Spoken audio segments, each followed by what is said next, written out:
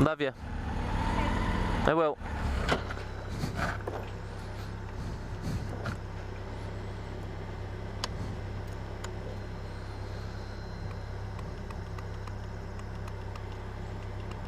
Okay.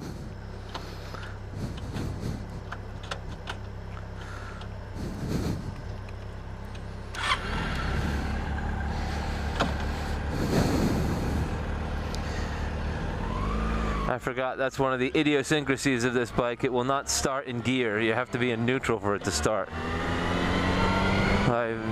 It was like that from new, so I can't be too upset about it.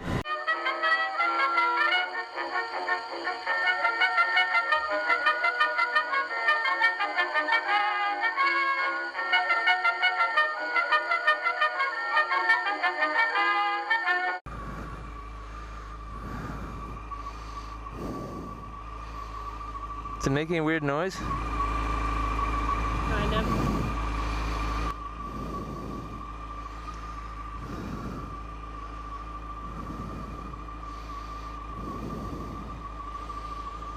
All right, let's bring it down.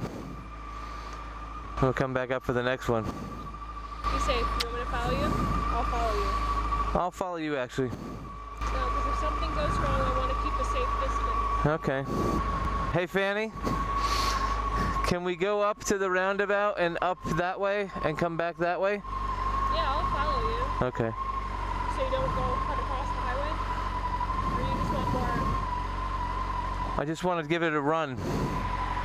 We're gonna go up Lover's Lane, up to Van Dyke, across Van Dyke and down 27 into town.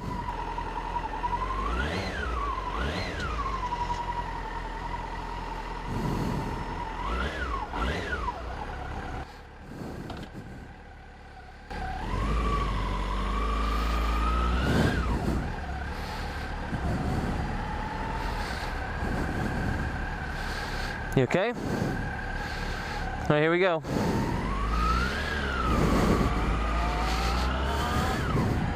Hey everybody, it's Dick here.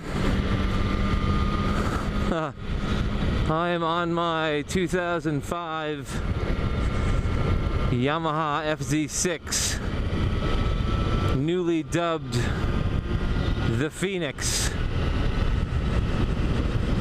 Back in September of 2020, the barn where I kept my US collection of motorcycles and cars went up in smoke, as you can see. My 6 American motorcycles were caught in a barn that caught on fire due to some poor redevelopment in the town. The fire hydrants didn't work for a 4-block radius. They had to run 75 feet of hose from Main Street down to the barn, which by the time they got the first drop of water on, it had been burning for half an hour, despite the fact that emergency services were there within 4 minutes. Since I was in lockdown in the UK, I was unable to fly to the States to assess the damage, and I called up my local shop there in New York, and Kyle and Trenton went down from Lanes Yamaha to literally pull the bikes from the wreckage, from the embers of what was left of the barn. And when I saw footage of the fire, I knew, or I resigned myself to the fact that the bikes were gone, that everything I had of value in that barn was gone. And when Kyle pulled the FZ6 here from the wreckage, he was optimistic. He videoed it and sent me a video. And he was optimistic about how the fact that the tires weren't melted off and it was rolling under its own weight and bearings, and that the other than it being kind of covered in soot and looking a bit melted, that everything else seemed to look that was going into gear, and everything else seemed to work the way it was supposed to. Kyle was optimistic about the state of things, and he pulled all the bikes out and he said, you know what, I don't think they're complete losses. I don't think they're write-offs. So he took one by one up to the shop over the winter months, and he said, you know, we'll take a look at them. I'm not going to promise anything, but we might be able to salvage them. And sure enough, in time for my trip out to the States, he has the bikes running and inspected, and despite the fact that it looks like it's been in a fire, this is the inaugural run.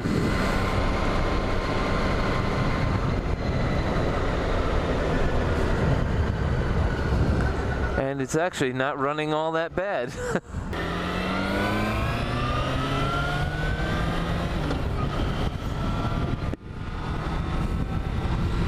Well, this really is the Pheonix, because this thing is running as good now as it ever has.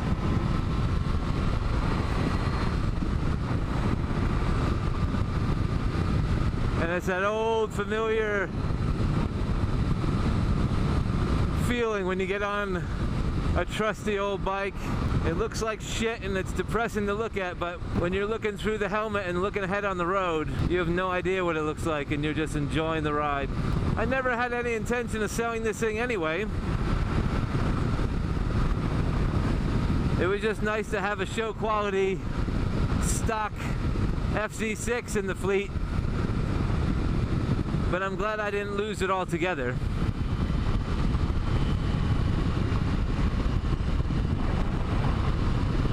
And it really is riding as lovely as I always remember it. It's so smooth. There's no vibrations in the handlebars or in the seat or in the foot pegs. The power is so linear. It's so smooth all the way through the rev range. And this thing can rev to the moon. The geometry is perfect for my height. It's so comfortable.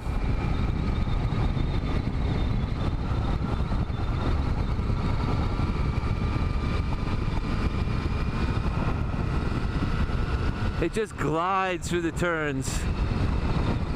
You just look in the direction you want to go and it just glides into those turns.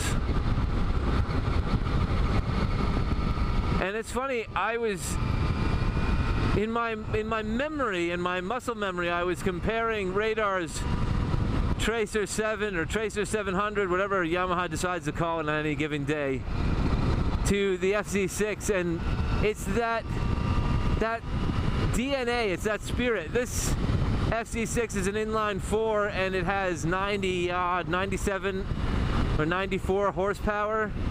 So on paper it's a lot more powerful than the Tracer 7, but the DNA is there. The sport tourer lineage. They just do such a good job with sport tourers.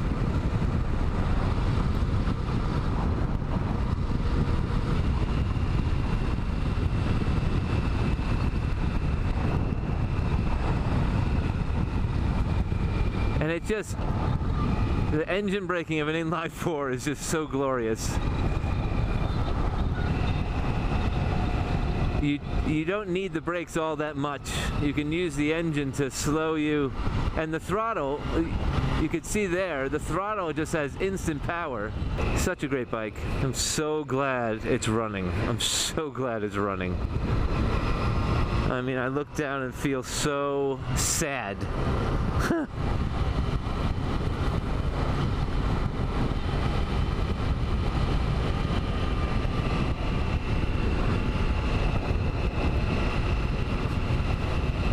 But it's running as good as it was the last time I was on her. Maybe better, because the guys at Lanes checked her out.